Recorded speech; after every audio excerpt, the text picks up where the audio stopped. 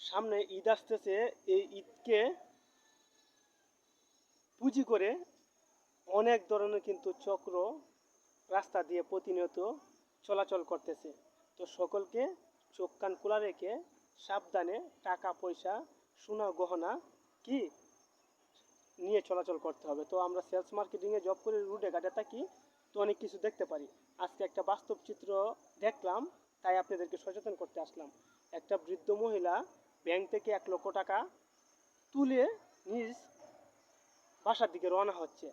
তো যখন মহিলা এই ব্যাংক থেকে বাহির হলো, কিছু এই মলম পাটি ছিনতাইকারী তাকে অনুসরণ করতেছে, লক্ষ্য করতেছে। তো এটা কিন্তু ওই মহিলা বুঝার ক্ষমতা নেই, কারণ তার তো বয়স হয়ে গেছে, এত কিছু চোখের মধ্যে পড়ে নাই।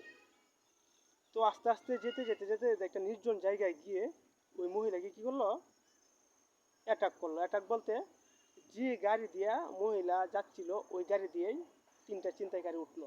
তো মহিলাকে হাতের মধ্যে একটা রুমাল দিল, রুমালটা দিয়ে ঝাড়া দেওয়ার কথা নাকি কী বললো, এই রুমালের ঘ্রাণটা মহিলার নাকের মধ্যে রাখলো। তৎক্ষণাৎ মহিলাটা অজ্ঞান হয়ে গেল। তো এগুলো আমি কীভাবে বলতেছি, মহিলার মুখ থেকে শুনলাম, তার জ্ঞান হুঁশ হওয়ার পরে। তো তৎক্ষণাৎ আমরা যারা কিছু লোক রয়েছি তারা কি করলাম, থানায় জানালাম।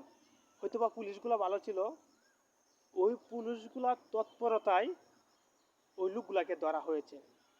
তো গণপিটুনি তো খেয়েছে বা ইচ্ছা মতো, তারপর থানায় সুপর্দ করে দেওয়া হয়েছে। তো এই মেসেজটা আপনাদেরকে দিমু, সামনে ঈদ, ঈদের মধ্যে সকলেই কেনাকাটা করেন, শহরের থেকে বাড়িতে যান, যাই করেন নিজের জিনিসগুলো নিজে সাবধানে রাখবেন, নইলে কিন্তু ভাই অনেক বিপদ হতে পারে আপনার।